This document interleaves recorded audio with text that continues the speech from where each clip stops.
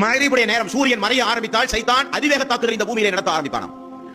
நபிகள் நாயகம் ஸல்லல்லாஹு அலைஹி வஸல்லம் அவர்கள் சொன்னார்கள், மகரிபுடைய நேரத்துடைய ஆரம்ப நேரத்தில் குழந்தைகளை வெளியே எடுத்து செல்லாதீர்கள். புகாரி 3ஆம் பாகத்தில் சைத்தானுடைய படத்தை நீங்க பார்க்கலாம். மகரிபுடைய ஆரம்ப நேரத்தில் பச்சை குழந்தைகளை வெளியே நீங்கள் எடுத்து செல்லாதீர்கள். காரணம், சைத்தானுடைய தாக்குதல் அதிகமாக இருக்கிற நேரம். அந்த மகரிபுடைய நேரம் சிறிது தாண்டி ஒரு அரை மணி நேரம், ஒரு மணி நேரம் சென்ற பிறகு குழந்தைகளை வெளியே கொண்டு செல்லுங்கள். நபிகள் நாயகம் ஸல்லல்லாஹு அலைஹி வஸல்லம் அவர்கள் சொன்னார்கள். பாங்கு சைத்தானுக்கு பிடிக்காது. பாங்குடைய ஓசை, அல்லாஹு அக்பர் அல்லாஹு அக்பர் ஹய்யா அலஸ் ஸலாஹ் ஹய்யா, இந்த ஓசை சைத்தானுக்கு பிடிக்காது.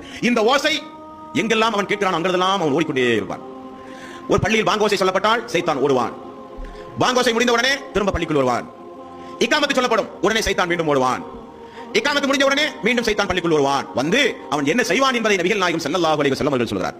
பாங்கு சொன்னவுடன் ஓடியவன் திரும்ப வருவான். இக்காமத்து சொல்லும்போது ஓடியவன் திரும்ப வருவான். திரும்ப வந்து ஒவ்வொரு மனிதனுடைய உள்ளத்திலும் தொழுது கொண்டிருக்கும் பொழுது அதை நினைத்துப்பார், இதை நினைத்துப்பார், அதை பார், இதை பார் என்றெல்லாம் அவன் என்ன செய்வான்? உள்ளத்தில் ஊசலாட்டத்தை ஏற்படுத்துவான். உண்டுமா? ரசூலுல்லாஹ் கேட்கிறார். ஆமாம் யா ரசூலல்லாஹ், சஹாபாக்கள் சொன்னாங்க. ஒவ்வொரு மனிதன் தூங்கும் பொழுதும் அவனுடைய பிடரிக்கு பின்புறம் வந்து இருந்து 3 முடிச்சுகளை சைத்தான் தினந்தோறும் அவனுக்கு போடுகிறான். அவன் தூக்கத்திலிருந்து எழுந்த உடனே ஓத வேண்டிய துவா, அல்ஹம்துலில்லாஹி அல்லதி அஹ்யானா பஅத மா அமாதனா வ இலைஹி நுஷூர். தூக்கத்திலிருந்து எழுந்த உடனே அவன் துவா ஓதிவிட்டால் ஒரு முடிச்சு அவிழ்ந்து விடுகிறது. அவன் சட்டனை அவன் தன்னை உசார்படுத்திக் கொண்டு அவன் ஒது செய்தாலோ 2வது முடிச்சு அவிழ்ந்து விடுகிறது. அவன் தொழ ஆயத்தமாகிவிட்டால் 3 முடிச்சும் அவிழ்ந்து விடுகிறது. யார் சொல்கிறார்? நபிகள் நாயகம் ஸல்லல்லாஹு அலைஹி வஸல்லம். அப்ப தூக்கத்திலையும் உங்களை சைத்தான் விட மாட்டான். இனி கனவுல விடுவான சைத்தான், கனவுலையும் உங்களை சைத்தான் விட மாட்டான். நிறைய பேர் பாத்தீங்கன்னா தூக்கத்தை சத்தம் போடுவாங்க, போலீஸ்காரன் தொடுற மாதிரி கனவு வரும், மெத்தையில இருந்து கீழே ஒரு மாதிரி கனவு வரும்.